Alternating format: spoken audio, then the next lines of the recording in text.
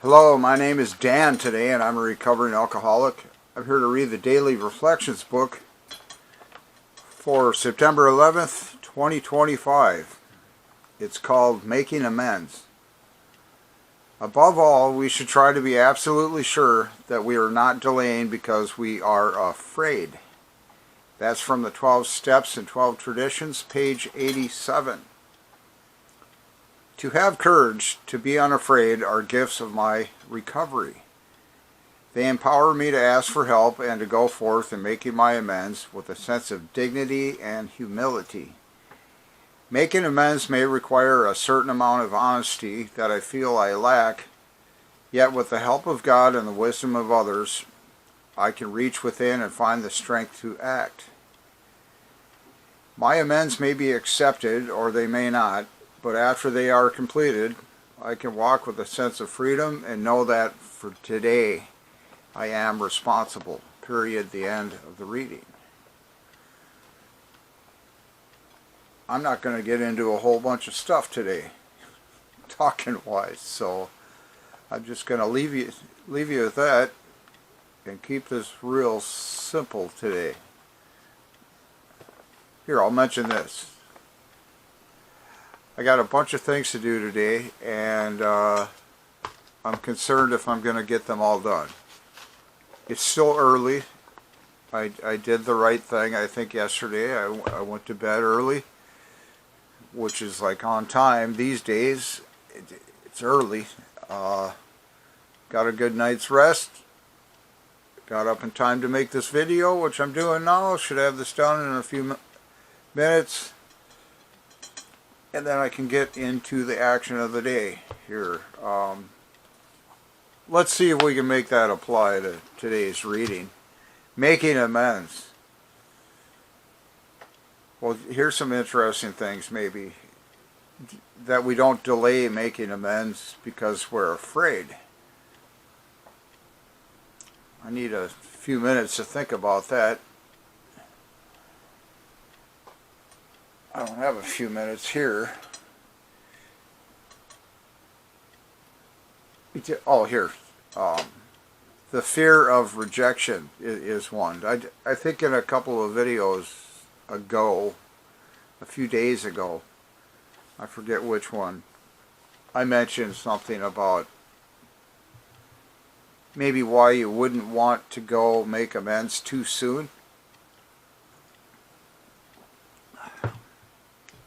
I guess at the very beginning, just raw, yellow-bellied fear, just a general fear, which is understandable. When I was drinking, I was fearful a lot of times, probably most of the time. That's what kept me in the addiction. And then, when I got sober, I was in a lot more fear because now I didn't have alcohol to take away the pain, I guess, or to dull the pain. Once I sobered up for a while, it took a long time, but anyhow, let's call it 2 years, because the first 2 years that I entered this recovery I'm in right now, which is now almost 20 years. The first 2 years, oh my God, I felt like I wasn't getting anywhere. If I can keep this up, making these videos, let's say for a few more months at least, until we get back to, well, whatever. You'll hear more and more of my stories, so you'll figure this out, because I can't help but talk, I guess, which I'm thankful for.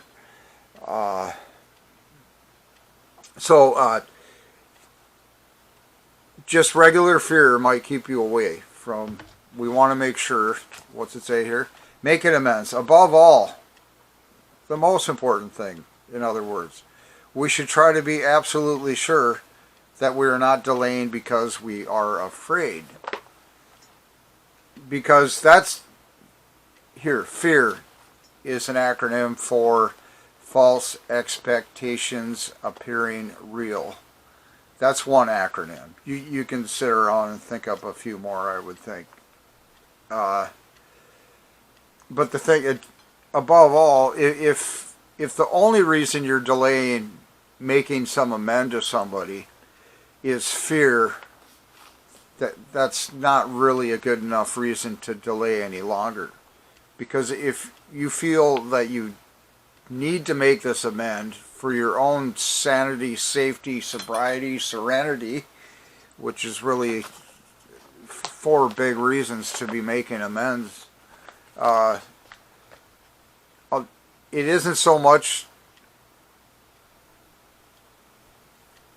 how the other person, the person that you harmed, injured, damaged, traumatized, how they're going to receive it, and whether they've been sitting around praying that you come and apologize someday. It's kind of funny. I mean, every situation's different, and not funny like ha ha. It's odd. I don't understand this in a way, so I'll put that out there. Here's another thing. If I just get to blathering on and on and on about something, and you can sense that I don't know where if it's not making any sense, that's because I don't know what I'm talking about. And so I've seen a lot of people on YouTube talk about a lot of things, and it's like it took an hour and a half to say all that, and well, whatever. So put me in that category, maybe. And let me know in the comments. Tell me, how you feel. I can take it, I think. Anyhow, this fear. If it's only fear keeping you back from making an amend to somebody, that can be conquered easy enough. I can put it that way. And that shouldn't be holding you back in feeling better and feeling sober and feeling like you're enough just being sober. I used to always think that here, I'll take a shot of courage. I lived a kind of whiskey-fueled madness for a long time, and once the alcohol, I let that go and didn't need to drink all the time anymore.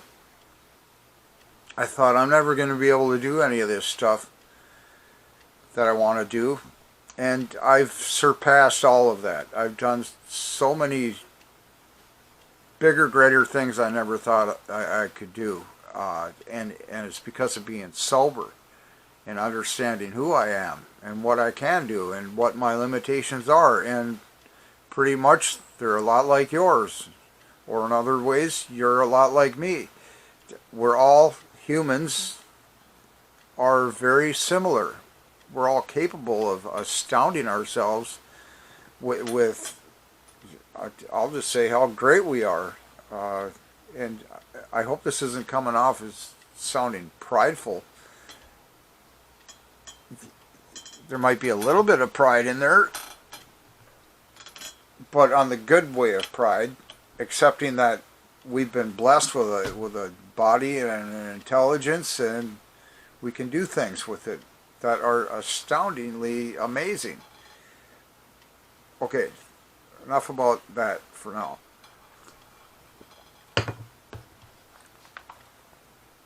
Making amends. Make sure we're not afraid to make these. To have courage to be unafraid are gifts of my recovery, and I'd say of your humanity. And part of the alcoholism I was in, it was stifling a lot of things. I thought it was enhancing it. I'm a bit of a writer, and a joke among us is like Hemingway. It's like he used to drink a lot. Well, he also killed himself. He committed suicide. So there's pluses and minuses all over this place. But it's like I used to think that the drinking helped me be more free, less inhibited, and the ideas would come more readily, and I wouldn't be afraid to put them down. And I don't think that worked so well.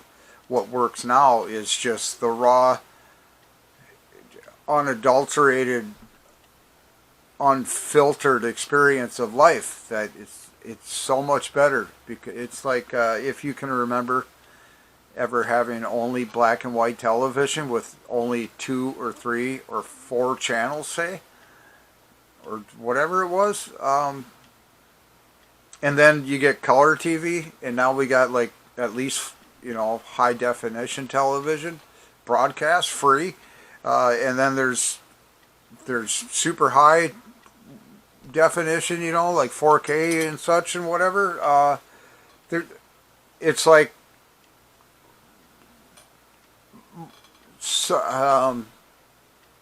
it can be so much better. Okay, there's a lot more information jam packed in, like, say, 4K than like a simple black and white transmission from years and years and years ago.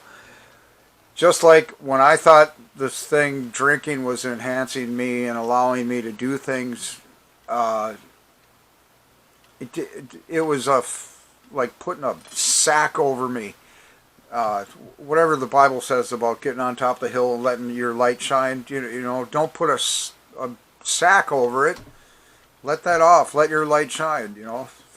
And it's great because then, when you get the unfiltered results back from being who you are, and you can't change that, and you've accepted it, and you just roll with it and do the best you can, the people that do hang with you are so much better for you and you for them. And it's just, instead of all these lies and denial and fakeness and stuff, there's a lot of that in the world.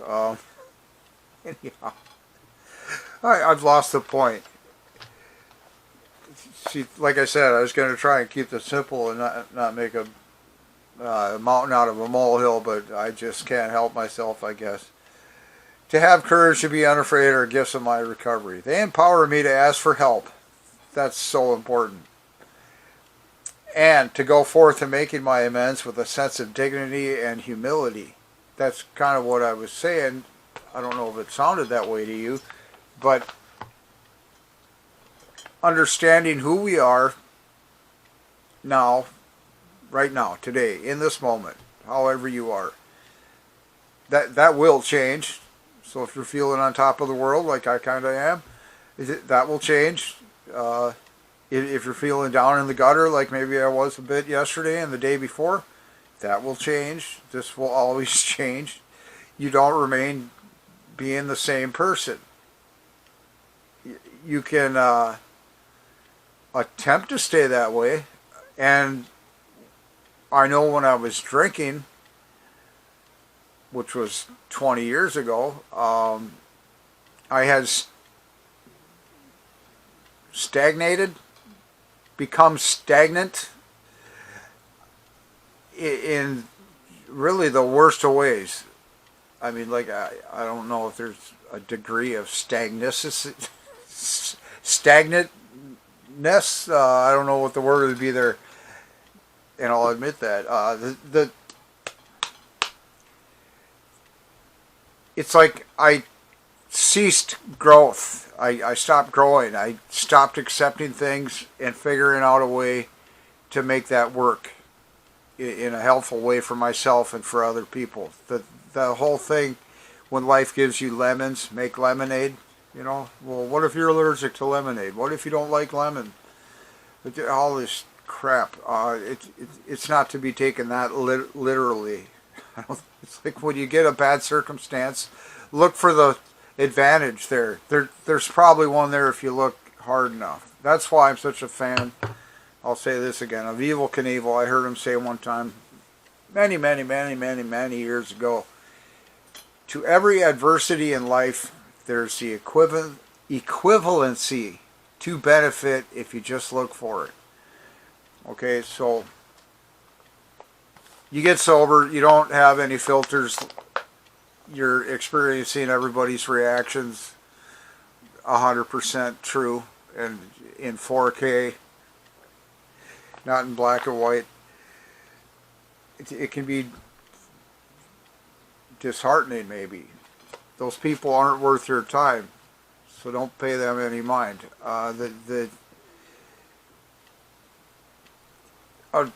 Okay, now,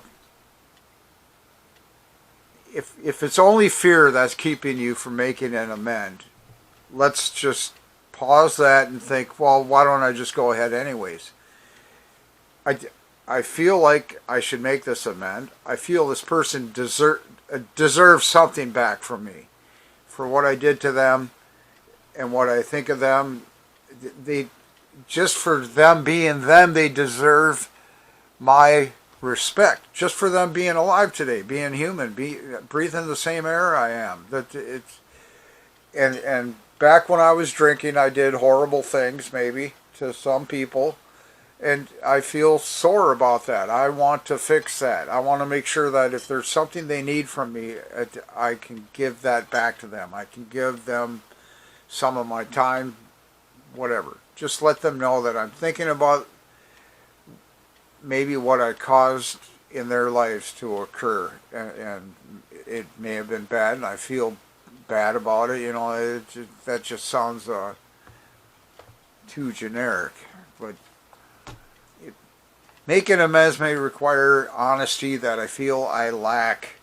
Yet, with the help of God and the wisdom of others, I can reach within and find the strength to act. That's kind of why I was mentioning how amazing we are.